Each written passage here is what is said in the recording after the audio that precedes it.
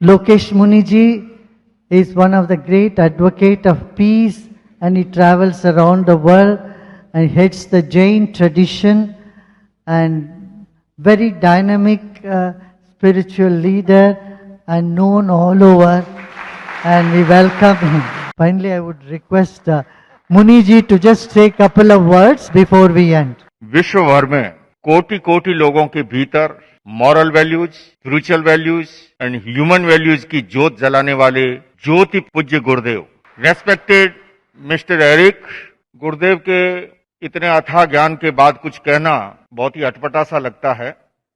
पर मुझे लग रहा है गुरुदेव कह रहे हैं, जैसे अभी कह रहे थे कि गुरु पीछे खड़ा होता है कि चलो तुम,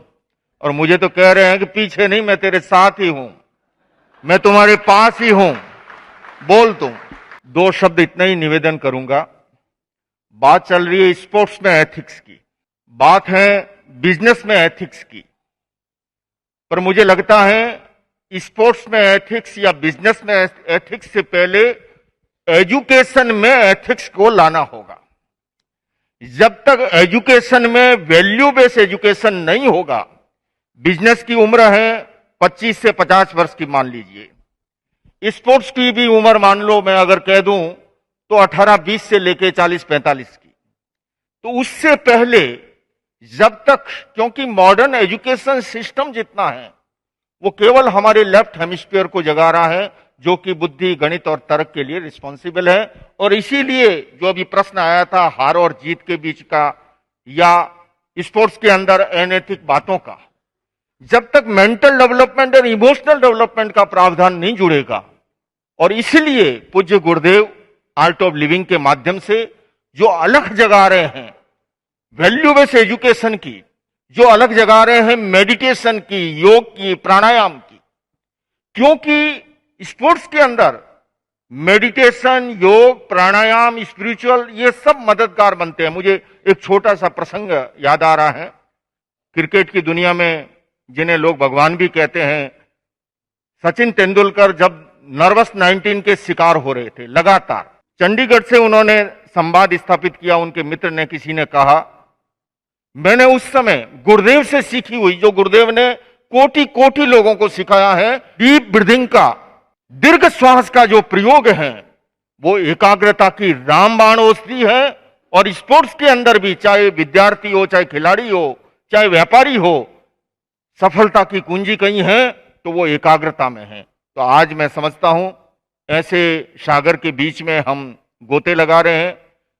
जो ज्ञान का सागर है, जिन्हें अनुभव है इन सारी चीजों का, तो निश्चित रूप से हमारी इस दुनिया के अंदर भी नए वैल्यू और मूल्य जुड़ेंगे, और भारत जो है पूरी दुनिया में अपना नाम रोशन करने में समर्थ बनेगा। इन्हीं शब्दों के साथ मैं केवल इतना ही कहूंगा, मॉरल वैल्यू से पहले भी, जैसे धर्म के क्षेत्र की अगर बात करें, नैतिकता, उपासना, नैतिकता और अध्यात्म, हुआ क्या कठिनाई कि केवल उपासना को ही धर्म मान लिया। इसी तरह से स्पोर्ट्स के अंदर भी हो, तो जब तक हम वैल्यू बेस्ड एजुकेशन को स्थान नहीं देंगे, और गुरुदेव के सानिध्य में तो मैं इसीलिए बार बार यहाँ आता हूँ, जब जब मुझे अपनी बैटरी चार्ज करनी होती है तब गुरुदेव के पास आ जाता हूँ। सैकड़ों हजारों स्कूलों को, बच्चों को निःशुल्क शिक्षा का जो प्रावधान है, जिस तरह से, तो मैं अधिक लंबा समय नहीं लूंगा, केवल इतना ही कहूंगा, बात सरल बलिदान कठिन है, पतन सहज उत्थान कठिन है। बात सरल बलिदान कठिन है, पतन सहज उत्थान कठिन है, गाता है खंडर का हर पत्थर, ध्वंस सरल निर्माण कठिन है। गुरुदेव जो निर्माण का कार्य कर रहे हैं, जो सृजन का कार्य कर रहे हैं, जो उत्थान का कार्य कर रहे हैं, और इसीलिए कहूंगा कि इतिहास कांच के टुकड़ों का नहीं, उज्जवल हीरों का बनता है, और इतिहास घास के तिनकों का नहीं, फौलादी तीरों का बनता है। अरे समरांगण में हथियार डालने वालों, इतिहास कायरों का नहीं, ऐसे त्यागी, तपस्वी, महान वीरों का बनता है। इन्हीं शब्दों के साथ ओम अर्हं। આવા જ અવનવા વિડીયોઝ માટે અબ તકની ચેનલને સબસ્ક્રાઇબ, લાઇક અને શેર કરતા ના ભૂલશો। આ જ રીતે જોડાયેલા રહો અબ તક સાથે।